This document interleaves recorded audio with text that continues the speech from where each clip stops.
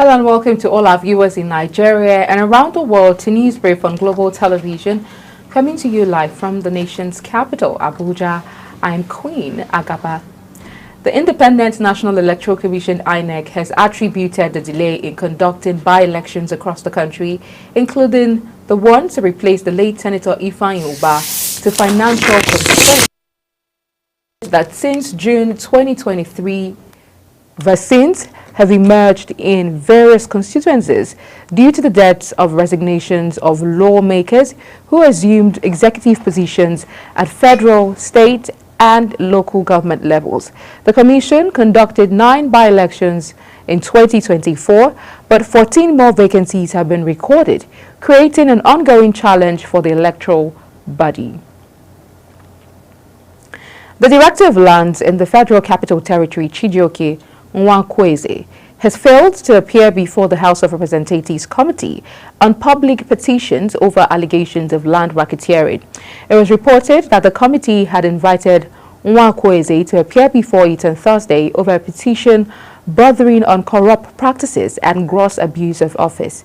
The invitation was based on a petition by the Center for Social Justice, Equity and Transparency to the House, alleging that Nwakwueze owns private offices involved in land racketeering, money laundering, and false declaration of assets.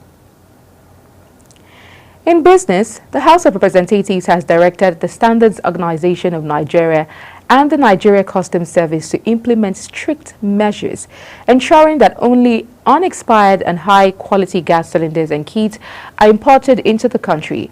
This resolution followed the adoption of a motion by Aderemi Oseni, who represents Ibarakba East, Ido Federal Constituency in Oyo State.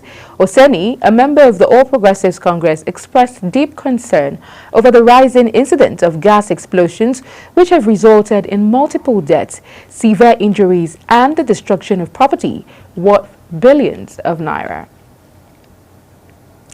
Time to look at the Asian markets, where equities were mixed as investors headed into the weekend awaiting the release of U.S. jobs data, while traders kept a nervous eye on Washington, where the Trump administration is pressing ahead with a hardball trade agenda. The week was on course for a tepid end, beginning with another bout of volatility after the U.S. president imposed tariffs on leading partners China, Canada, and Mexico. On the foreign scene, the International Criminal Court, ICC, has vowed to continue its judicial work after U.S. President Donald Trump signed an order to impose sanctions on its staff. The ICC says it stands firmly by its personnel and will continue to provide justice and noting that the order seeks to harm its independent and impartial work.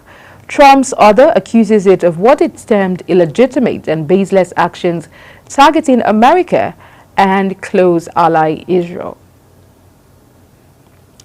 Meanwhile, federal workers' associations in the United States have asked the federal high court in Washington to stop the Donald Trump administration from shutting down the United States Agency for International Development. The lawsuit was filed by the American Foreign Service Association and the American Federation of Government Employees. The workers hinged their suit on the argument that USAID is the creation of Congress, which the executive branch of government cannot dismantle.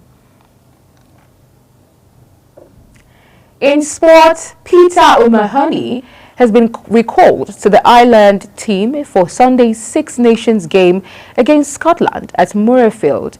The Munster flanker, who was not included in the matchday squad for last week's win over England, is handed his first start since last summer's tour of South Africa by interim head coach Simon Easterby.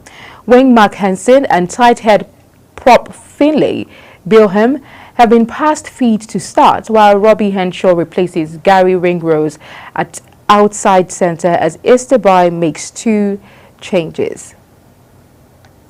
And that's it on Global Television News Brief. I'm Queen Agaba. Thank you for watching.